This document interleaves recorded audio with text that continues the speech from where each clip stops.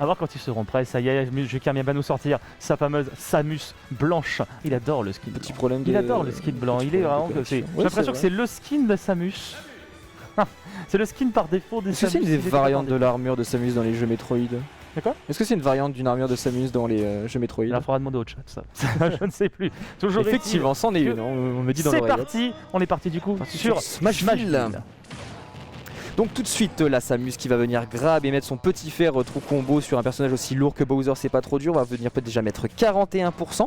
On va zoner, donc voilà, comme vous pouvez le constater, la Samus, son objectif ça va être de mettre un maximum de pourcents à Bowser sans que ce gros sac en carapace puisse venir lui mettre des coups. Donc elle va essayer de rester relativement à bonne distance.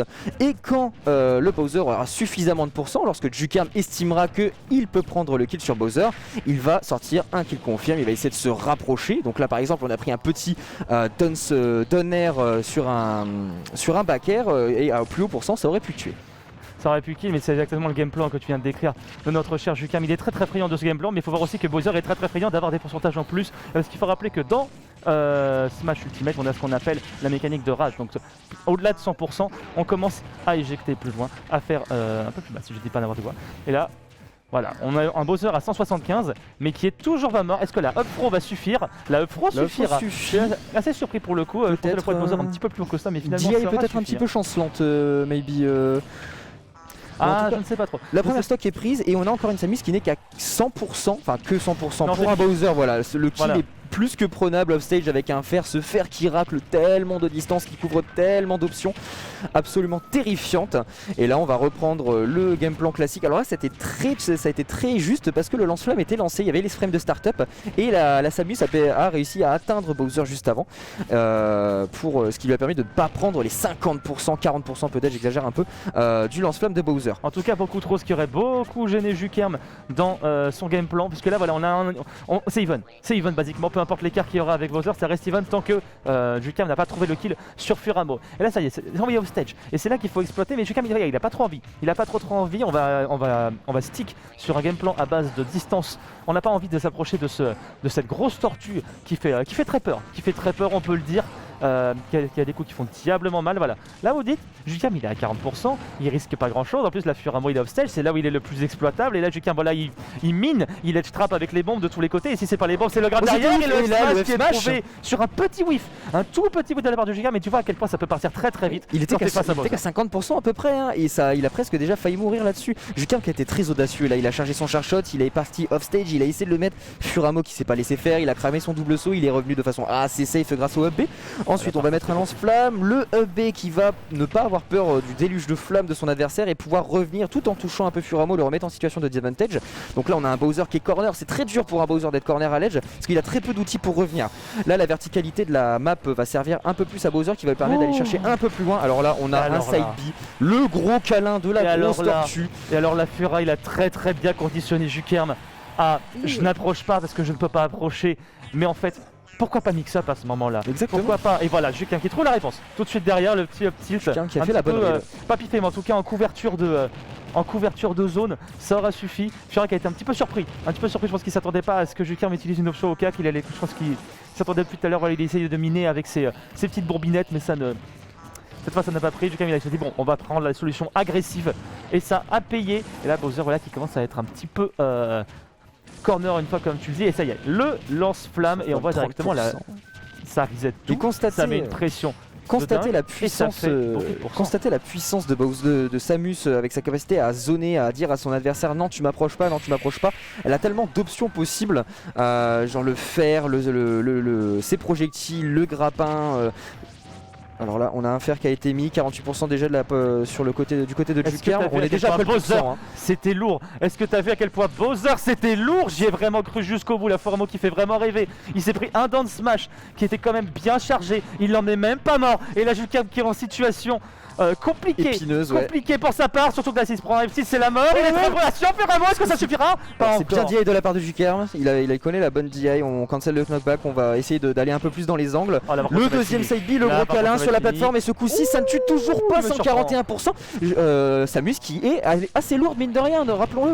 Une bonne DI aussi du côté du côté du joueur quimpérois. Oh bien Oh là joué, là, alors là. très bien joué ce sniping avec le cher shot. Oh on y croyait à la remontée de Furamo, il y croyait aussi, c'était vrai, on n'est vraiment pas passé loin du tout. Mais voilà, mais est-ce que t'as vu câlin sur la plateforme et ce coup-ci ça Bowser tue quand il s'est toujours pris le pas, jump smash? 141%. Jukerm l'avait quoi, mid-charge à peu près, je sais pas, j'ai pas bien vu. Il est même pas mort, il était à 120. Il est même pas, il a effleuré la blast zone. Il a survécu à 110%. Et là, le char shot qu'on peut voir sur le replay a été très bien trouvé de la part de Jukerm. On pourrait peut-être supposer une éventuelle option de panique de la part de Furamo. Voilà, je suis dans une situation épineuse, je suis à 180%. Là, je suis à kill % si je prends un char shot. Je vais essayer de revenir, de sortir du ledge, ce ledge, cette situation qui fait si peur, qui est si terrifiante pour les joueurs. Je vais essayer d'en sortir le plus rapidement. Et là, les joueurs, qu'est-ce qu'ils vont se dire? Qu'est-ce que j'ai comme option pour sortir rapidement? J'ai la get up normale, j'ai la roulade ou j'ai le saut. Déjà, t'enlever le drop ledge plus double saut et revenir sur le terrain. Parce que là du coup ça prend beaucoup de temps pour sortir de cette situation de ledge. Tu enlèves la get up attack qui est très laggy. Ça fait déjà plus que 3 options. Et le char shot en couvrait 2 sur 3. Voilà, mathématiques, quick math. C'est ça, de toute façon. Et il était beaucoup trop là pour risquer quoi que ce soit. Il était beaucoup trop là pour risquer quoi que ce soit, même si c'était tendu. Des bisous à Spire derrière qui nous salue dans le chat. Toujours est-il, là il est ravi, hein, Bowser, surtout de qualité comme Furamo, il est très ravi. On est parti du coup sur Solo Battlefield, on le rappelle, la map qui a été rajoutée en catimini par Nintendo dans la dernière mise à jour. Mais quel bonheur. Et là on va voir si c'est un bonheur pour Bowser. Comment ça se fait? Très belle spot dodge. J'ai l'impression qu'il a... Oui, il a yard dodge, on est d'accord. Ah oui, il a complètement spot dodge au sol. On va mettre un back air, ça va trade quand même. Bowser qui a des hitbox plutôt solides. Le lance-flamme qui va continuer à taper. Là, le up B qui n'a pas réussi à traverser pour ensuite taper Bowser. On va venir zoner. Voilà, regardez la puissance du fer de Samus qui est absolument terrible. Contre Samus, en fait, tu n'as pas le droit de sauter comme tu veux parce que le fer va te catch et va te mettre un free 15-20%. Assez facile. Mais bon, là, du côté de Bowser, on va prendre la Samus. On va lui faire un gros câlin pour l'envoyer off stage. On a 100% déjà de chaque côté. Deuxième câlin. C'est très dur, on va venir frôler la blast zone du haut. Bowser, troisième câlin, terrible. Alors là, c'est la mort, hein, 120% quand même. En plus, c'est sur la plateforme, donc on a un petit plus en termes de dom. On a moins de distance à parcourir pour atteindre la blast zone. Mais là, Jukerm qui n'est pas en reste, on va venir mettre le petit donner into upper.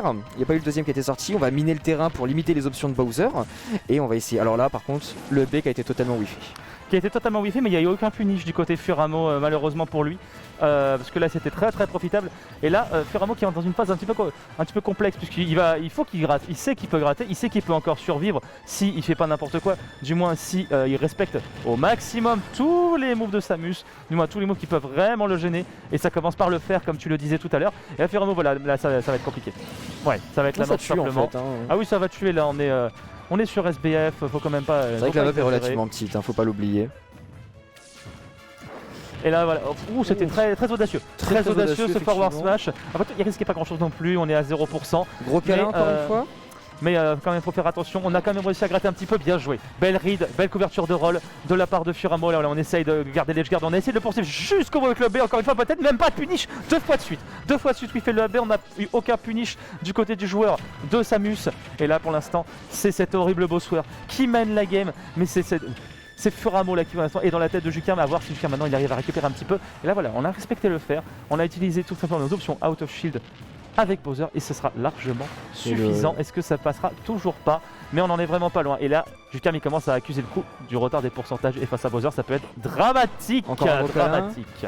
Bowser, le roi des Koopas qui aime son prochain, qui apprécie cette fameuse prise de catch, le gros câlin et qui va, voilà, merci de confirmer mes dires mon cher Furamo, qui va prendre cette deuxième stock face à Jukerm. Donc là on est à 74% de Bowser, 74 pour Bowser c'est rien, hein. Il meurt sur quasiment rien sur ce genre de pourcentage et il va devoir une fois de plus essayer de capitaliser les pourcentages sur la Samus adverse qui elle va mourir beaucoup plus tôt. On va revenir. Plus ça avance, plus t'as presque l'impression que Jukerm il est en train de jouer Snake, il est en train de miner le terrain avec tout ce qu'il peut pour pas laisser Furamo l'approcher et rattraper son retard. Parce que là Jukerm ça commence à faire beaucoup, surtout si on se fait gratter sur sa dernière stock. Ah il le fait, les grosses griffes là qui touchent tellement loin. Je savais pas lequel des deux les gagner sur cette interaction. Une interaction mais là effectivement le personnage de Jukerm est un peu en difficulté et son idée de miner le terrain pour limiter un peu plus les options et les déplacements de Bowser que Bowser va essayer de taper Ah bah oui. Ah bah d'accord. Là, bah oui, bah oui. Non mais ça C'était- marche aussi hein. Non, non, mais effectivement. là c'était forcé. Jukem, voilà, on disait miner le terrain, et il commençait à revenir dedans. Ouais. Il commençait Commençait à à le revenir reprendre dedans. dans le tas, à contester le shield de Bowser. Bah qu'est-ce qu'il fait? Bah je m'en fiche. Bah oui, je, en peux, fait, je peux faire la toupie dans ma carapace, ou je te fais un gros câlin. Ah ça tombe bien, on est à côté du ledge. J'ai si une tu stock de meurs, plus. Salut. si je meurs, tu meurs avec moi. Et là, effectivement, Furamo l'a parfaitement illustré. Et pour l'instant, du coup, Furamo va venir prendre cette deuxième game. Donc, on est à 1 partout sur ce BO3. La prochaine game sera donc décisive. Pour l'instant, j'ai pas vu encore trop de read. J'ai pas encore vu trop de mind game. À voir Oh, il y si. a quand même une belle read de. Une Alors belle oui, il y couverture de avait, rôle avec la le couverture de smash, rôle qui était j'exagère. plutôt judicieuse et les quick mass de Jukarm en la personne de son char shot qui a couvert le plus d'options possibles avec cette fameuse option de panique de Bowser au ledge qui était en grande difficulté effectivement. Donc ça c'était plutôt pas mal. Mais moi ce qui m'intéresse que dans les BO3 ce sont cette troisième game ou dans les BO5 cette cinquième game où les joueurs ça fait longtemps qu'ils jouent l'un contre l'autre, ça fait longtemps qu'ils s'observent et c'est à ce moment-là, j'ai l'impression qu'on peut voir le plus souvent des énormes reads, des mind games, des choses, voilà, des baits au double saut, ce genre de choses-là. Donc on va tout de suite le voir et on repart sur Smashville. Effectivement sur Smashville, donc un terrain qui avait été propice à Jukerm dans la première game. À voir si c'est toujours le cas. Belle roll, parce que là je pense qu'il l'avait vu lui aussi, le petit lance-flamme là qui l'attendait. Et là plus qu'un jeu de mind game, mon Shadok, ça va être aussi un jeu d'adaptation, puisqu'on a eu Jukerm qui s'est adapté au jeu de Bowser première game. Ensuite c'est Fura qui a dû s'adapter, qui s'est très bien adapté. Maintenant à voir si Fura il va réussir à prendre la game à Jukerm sur le terrain qui lui a permis de gagner. Et j'ai l'impression que s'il est encore là, c'est que ça ne gêne pas particulièrement Fura plus qu'autre chose. Alors ensuite on va voir, donc là Jukarm qui est beaucoup moins confiant, comme tu peux le voir il a déjà fait plusieurs fois le Ability Out of Shield, c'est un peu son option de panique pour avoir joué plusieurs fois contre Jukarm, je peux te le dire. Il en a même Weave 2 qui n'ont pas été trop punis, mais là Samus est déjà à 117%, donc clairement à kill % face à Bowser, alors que Bowser lui n'est qu'à 107 et il va falloir encore un petit peu plus pour être capable de l'éjecter. On va get up roll de la part de Jukarm, on va venir mettre un down smash, un down air qui va être teché sur la plateforme et on va remettre un air. Alors là très bien trouvé, on mine le terrain, on met le char shot, c'est fondamental, c'est du Samus tout craché. On va drop ledge faire, ça c'est une notion très forte sur Samus qui couvre beaucoup de choses, qui est difficilement contestable, je pense qu'il faut la respecter d'ailleurs. Et alors là Furamo avec une air dodge plus que hasardeuse, il a essayé de redonner air derrière mais Jukerm ne s'est pas laissé avoir, il a pu up B out of shield, on a testé un dove smash au cas où il s'approchait, on a loupé le gros câlin de la part de Bowser, la dash attack wifi, up B out of shield de Bowser, ça marche tout aussi bien que pour Samus. Et pour l'instant on a un avantage de Furamo qui n'est qu'à 90% alors que Samus est à 130.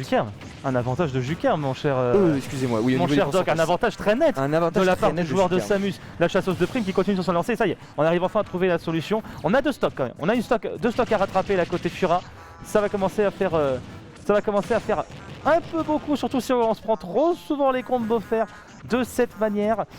Là, on essaie de tempo là côté Furamo, mais là il est obligé de rentrer dans le tas et Jukerm qui cueille. Il le cueille tout simplement, mais il est en train de... C'est la cueillette des champs, il en a plus rien à faire. Il a corner complètement là, ça y est, on a réussi enfin à s'en sortir, mais quelle difficulté! C'est Quelle très difficulté compliqué pour Furamo Bowser, là. hein. On a du mal à trouver la bonne option. Peut-être sur un back air là, quand il est en l'air comme ça, mais purée, il a pas l'air très tenté par cette option. En Il fait, est peut-être pas sûr de oh là là, saisir l'opportunité. le Il a nerf bien joué le nerf en edge guard. Fin de la game. Il l'avait vu. La Faut Ricolo dire- n'était pas la bonne option à choisir là effectivement, donc là on peut revoir rapidement le Bowser qui va mettre le donner, remettre Jukerm off stage. Alors là on a complètement whiffé le petit lance-flamme, on remet un B auto shield. Jukerm qui va revenir, là on a mis le lance-flamme mais un peu tôt, Jukerm du coup a pu le voir. Alors là l'erreur de Furamo ça a été de shield à ce moment là, Jukerm a pu grab, il a mis off stage avec un back throw et là il y a eu le kill à base du petit neutral air de Samus. Jukerm a très bien vu ce qui allait se passer parce qu'effectivement là tu vois le Bowser avait vachement tendance à revenir bas, à revenir low, tu vois, il se laissait tomber, il faisait son double saut de manière assez safe parce qu'il était assez loin et ensuite il revient avec le B de Bowser qui est pas si facile à edgeguard que ça, mais pour Samus impossible n'existe pas et il a pu terminer la game sur ce coup de pied. Ce qui clôt cette première game de la 5ème édition de la saison 2 du Zendo. Mais on était qu'au tour 1, mon cher Doc. Et on était qu'au tour 1.